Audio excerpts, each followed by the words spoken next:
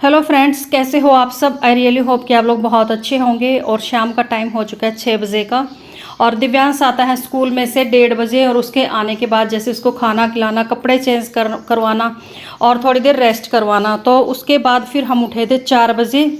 2 बजे हम 2 सवा 2 का टाइम था जब हम लेट गए थे, तो उसके बाद हम उठे थे 4 बजे। और मैं दिन में नहीं सोई, तो बस वैसे यूट्यूब पे कुछ ना कुछ वीडियो देखती रहती हूँ। तो 4 बजे हमने चाय पी, दिव्यांश का दूध किया। और 4:30 बजे हम इसका बैग लेके बैठ गए थे। 4:30 से लेके 6 बजे तक मैंने इसकी पढ़ाई करवाई, क्योंकि एग्ज़ाम चल रहे हैं। और अभी मैं आ गई थी किचन में, तो ये करेले मैंने दिन में ही काट के और नमक लगा के छोड़ दिए थे। और अभी इनको रगड़ रगड़ के कपड़ों की तरह अच्छे से धो दूंगी, साफ़ कर दूंगी, ताकि इनका कड़वापन निकल जाए। इससे बिल्कुल भी करेले कड़वे नहीं निकलते। इस तरीके से जब पहले से काट के और दिन में ही नमक लगा के छोड़ दो और अच्छे से धो लो बिल्कुल। और साथ में बनाऊंगी अरहर की दाल। तो करेले और अरहर की दाल मैंने यूँ लगा लो 6 बजे के आसपास से ये भिगो के रख दिए थे। करेले धो के सुखा के रख दिए थे। इनका पानी सूख जाएगा तब तक, जब हम बनाएंगे बनाने के टाइम तक अच्छे से। तो तब तक अपने कर लेते हैं किचन के बाकी के काम। और ग्रोसरी का सामान था जो कि 1-2 दिन पहले लेके आया रखा था, लेकिन टाइम ही नहीं लग रहा था मुझे। तो अभी मैं ये सामान रिफ़िल कर दूंगी और उसके बाद फिर अपना खाना बनाने का जो काम है वो कंटिन्यू रहेगा। आज मैं आप लोगों के साथ मेरा जो डिनर रूटीन है वो शेयर करूंगी। तो सारे डिब्बे मैंने निकाल लिए थे, और डिब्बे जो मतलब कि खाली हो चुके थे वो मैंने दिन में धो के और रख दिए थे। और जिनमें थोड़ा बहुत सामान रहता था वो सामान दूसरी जगह में ट्रांसफ़र करके और कपड़े से साफ़ कर लेंगे। तो सारे डिब्बे मैंने निकाल लिए हैं। और ये देखो इतने सारे डिब्बे, या जो टेबल है इसमें, इस टेबल के जो अंदर ड्रॉर है उसमें रखती हूँ मैं इतने सारे डिब्बे। ऐसे फैला के नहीं रखती कि किचन में, पूरी किचन में इन डिब्बों को फैला के रखो। और सामने बैठे हैं मेरी मम्मी, तो उनसे मैं बात कर रही हूँ। और दिव्यांश गया हुआ है बाहर गली में खेलने के लिए, क्योंकि शाम का जो मौसम होता है वो थोड़ा सा ठंडा हो जाता है। बाकी तो 7-8 बजे तक भी गर्मी रहती है, लेकिन बच्चे को तो ये होता है कि मुझे खेलना है। और कल से उस पतंग ले रखी है उसने, उसके बस खेल लगा हुआ है कि यहाँ से उड़ानी वहाँ से उड़ानी। और यहाँ पे मम्मी और मैं दोनों बातें कर रहे हैं। तो अभी दिव्यांश भी आ गया था बुलाने के लिए मुझे कि मम्मा आप आ जाओ मेरे साथ पतंग उड़ाने के लिए। और मैं मतलब नहीं जा सकती थी, क्योंकि आप लोग देख ही रहे हो कि पूरा किचन मैंने अपना फैला रखा है। इसको समेटना भी है, और जब तक ये समेटी जाएगी फिर अपना खाने का टाइम हो जाएगा। तो सारी जितनी भी दालें थी, छोले थे, चावल थे, वो मैंने अलग अलग डिब्बों में रिफ़िल कर दिए थे। और यहाँ पर दिव्यांश को लगी हुई है बस ये कि मम्मी मेरे साथ कब खेलेगी। क्या मम्मी आप ये काम लेके बैठ जाते हो, रोज़ रोज़ खेलते नहीं हो मेरे साथ। तो मैं क्या करूँ, मुझे टाइम ही नहीं लगता, बिल्कुल भी टाइम नहीं लगता इसके साथ खेलने का। और मैंने इसको प्रॉमिस किया कि कल पक्का हम 5 बजे ऊपर शाम को छत पे पतंग उड़ाएंगे। तो बच्चे को टाइम देना भी बहुत ज़रूरी है। तो थोड़ा सा मुश्किल हो जाता है कि पढ़ाई के लिए भी बच्चे को टाइम देना, खेलने के लिए भी बच्चे को टाइम देना, और फिर साथ में यूट्यूब को भी संभालना, घर को भी संभालना, परिवार को भी संभालना। तो एक अकेली लेडीज़ को बहुत मुश्किल हो जाता है सारे काम करना। लेकिन फिर भी जैसे तैसे करके 1 दिन नहीं, 2 दिन नहीं, तो बच्चे को टाइम देना पड़ता। आज नहीं तो कल, सुबह नहीं तो शाम, तो टाइम तो देना ही पड़ता। तो यहाँ पे मेरा जो सारा सामान था वो रिफ़िल हो चुका था। और थोड़ा बहुत जो गिर गया था वो मैं उठा देती हूँ। और उसके बाद फिर थोड़ी सी देर में इसके साथ बस ऐसे ही बैठ के मैंने गप्पे मारे थे। खेलने के लिए तो नहीं गई थी, क्योंकि इतना टाइम ही नहीं था मेरे पास। थोड़ी देर के लिए 10 मिनट के लिए बस इसको समझाया था कि कल पक्का खेलेंगे, पक्का खेलेंगे। तो मुझे नहीं पता टाइम लग पाएगा कि नहीं लग पाएगा, प्रॉमिस तो कर दिया मैंने इसको। तो अभी मैं कर लेती हूँ खाने की तैयारी। और यहाँ पर डुग्गू को समझाते समझाते मैंने अपना ये काम कर लिया था, चॉपिंग का जितना भी था। तो थोड़े से प्याज मैंने बारीक चॉप कर लिए हैं, और 3-4 प्याज मैंने पतले पतले लंबे स्लाइस में कट कर लिए हैं। और साथ में मैं दाल भी बॉईल होने के लिए रख दूंगी, क्योंकि जब तक करेले फ्राई होंगे मेरी दाल बॉईल हो जाएगी अच्छे से। और 1 घंटा हो चुका है दाल को भीगे हुए, तो 2-3 सीटी में बन गई थी। और अरहर की दाल थी। तो अभी मैं डाल दूंगी इसमें नमक, हल्दी, और थोड़ा सा इसमें डाल दूंगी घी, ताकि इसमें जो पानी एक्स्ट्रा है डल जाए, तो वो पानी ना बाहर निकले। तो अभी कर लेते हैं करेले फ्राई करने के लिए। और ये मैं खाली डिब्बा मैंने उठा लिया था, क्योंकि अमचूर वाला डिब्बा नहीं था। अभी अमचूर पाउडर डाला था मैंने एक डिब्बे में। तो यहाँ पे मैंने डाल दी थी अजवाइन और लहसुन और हरी मिर्चें।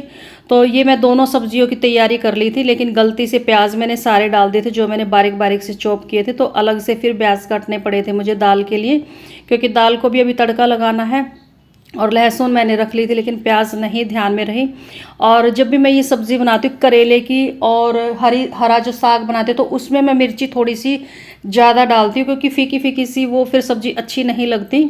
और दिव्यांश भी आराम से खा लेता है। वैसे दिव्यांश को करेले बिल्कुल भी पसंद नहीं आए। और बस अभी भी मम्मी दोबारा से आ गई थी, क्योंकि मम्मी भी बना रही है करेले। तो मम्मी आई थी अमचूर पाउडर लेने के लिए। मैंने कहा हाँ मम्मी है मेरे पास अमचूर पाउडर। तो करेले रख दिए हैं मैंने तड़का लगाने के लिए, और साथ में दाल रख दी है। अभी कर लेते हैं साथ के साथ में चावल। तो सारे काम हाथों हाथ इतने अच्छे से आराम से हो जाते हैं। मैं कभी भी एक टाइम में एक काम को लेके नहीं बैठती, तो सारे काम साथ के साथ करती रहती हूँ। आटा लगा, जैसे कि सब्ज़ी बनाते टाइम आटा लगा लिया, और मतलब सारे काम मेरे साथ के साथ चलते रहते हैं। तो जब तक मेरे करेले बनते हैं तो दाल को फ्राई करने की जो तैयारी है वो भी कर लेते हैं। तो टमाटर और हरी मिर्ची का पेस्ट बना लूँगी, और एक प्याज मैं बारीक बारीक सा चॉप कर लूँगी। तो करेले आधे से ज़्यादा पक चुके थे। अभी इस स्टेज पर डाल दिए मैंने जो पतले पतले से स्लाइस में प्याज कट करे थे वो डाल दिए थे। और अभी डाल देंगे सूखे मसाले। और सूखी सब्जी में मैं धनिया पाउडर थोड़ा सा ज़्यादा डाल दूँ, जैसे कि ग्रेवी वाले में आधी चम्मच डालूँगी। और चम्मच मेरी बहुत ही कम है, वो वाली चम्मच नहीं, खाने वाली जो कि इसमें मसालदानी में मैंने चम्मच डाल रखी है वो बहुत छोटी सी है। और सूखी सब्जी में मैं वो एक डाल देती हूँ कि हरे धनिया की, धनिया पाउडर की। और कंफ्यूज सी हो गई थी मैं थोड़ी सी। और अभी साथ में फिर दाल को भी फ्राई कर लेते हैं। दाल बॉयल हो चुकी है। और करेले बनने में टाइम लगता है, क्योंकि एक तो मैं सिम गैस पे बनाती हूँ हमेशा करेले, और खुला ही करके बनाती हूँ, क्योंकि अगर उसको ढक देंगे तो कड़वापन बहुत ज़्यादा आएगा। तो दाल में मैंने डाल दी थी थोड़ी सी कसूरी मेथी, और टमाटर प्याज जो भी मसाले थे वो सारे पक चुके हैं। अभी डाल देंगे दाल। और दाल मैंने थोड़ी सी पतली सी बनाई थी आज, क्योंकि मुझे चावल के साथ खानी है ये दाल, और चावल के साथ थोड़ी सी पतली ही अच्छी लगती है। और वैसे भी दाल मुझे पतली ही पसंद है। और अभी मैंने आटा भी लगा लिया था साथ के साथ में। तो करेले बन चुके हैं और चावल भी बन चुके हैं। और अभी ये मैं जितने भी बर्तन हैं वो खाली कर लूँगी रोटी बनाने से पहले। तो ये मैं साफ़ कर दूँगी। तो मैंने दाल ट्रांसफ़र कर दी थी, और जो करेले थे वो भी मैं दूसरे बर्तन में ट्रांसफ़र कर दूँगी। और कुकर को रख दूँगी साइड में, क्योंकि कुकर को खाली नहीं करूँगी, क्योंकि चावल फिर ठंडे अच्छे नहीं लगते। और सब्ज़ी तो एक भी दोबारा गर्म भी हो सकती है, तो चावल को गर्म करने में थोड़ी सी हेडेक हो जाती है। गर्म तो हो जाते हैं, लेकिन वो बात नहीं रहती। तो ये मैंने सारे जो बर्तन थे वो इसमें छोटे बर्तनों में मैंने सब्ज़ी निकाल ली थी। और ये मैं कर लूँगी साफ़ ये बर्तन, ताकि मेरा काम थोड़ा सा कम हो जाए, एकदम से बर्तनों का ढेर ना लगे।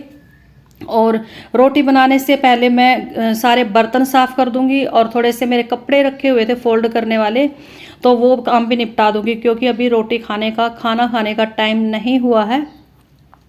क्योंकि शैंकी अभी घर पर नहीं आए थे, और मैं सोच रही थी कि शैंकी के आने के बाद बनाऊं, या फिर ये हो कि हाँ अभी आने का टाइम हो गया 5-10 मिनट पहले तब बना दूं। तो 3-4 गिलास तो ये पानी के ही हो गए थे, क्योंकि गर्मियों का काम क्या होता है कि बस पानी पीते रहो और सिंक में डालते रहो गिलास। और दिव्यांश का तो ये कि एक घूंट पानी पिएगा और सिंक में गिलास इतने मतलब कि ढेर लगा देगा गिलासों का। तो यहाँ पर मैंने बर्तन भी साफ़ कर लिए थे। और अभी आ जाते हैं यहाँ पे किचन में, रूम में कपड़े फोल्ड करने के लिए। और इस टाइम पर शैंकी आ चुके हैं। तो बस मेरे को यही था कि कपड़े ज़्यादा नहीं है, ये भी फोल्ड कर दूं, क्योंकि रोटी बनाने के बाद फिर खाने बैठ जाएंगे। खाने के बाद वही फिर आलस आ जाता है, तो काम रह ही जाता है। तो फिर मेरे को यही था कि चलो साथ के साथ ये भी काम निपटा देती हूँ, बाद में फिर किचन में जाके और अपना जो रोटियों का काम अभी रहता है वो कर लेंगे। तो जो प्रेस वाले 1-2 कपड़े थे वो मैंने अलग निकाल दिए थे, और जो ये फोल्ड करने वाले कपड़े थे वो फोल्ड करके रख दिए थे। और वैसे इनमें मेरे 2-3 सूट हैं, तो जो मेरे रूटीन वाले कपड़े होते हैं मैं रोज़ डालती हूँ, वो मैं प्रेस बहुत कम करती हूँ, बहुत ही कम, ना के बराबर। तो ऐसे कैसे वो मैंने फोल्ड करके रख दिए थे।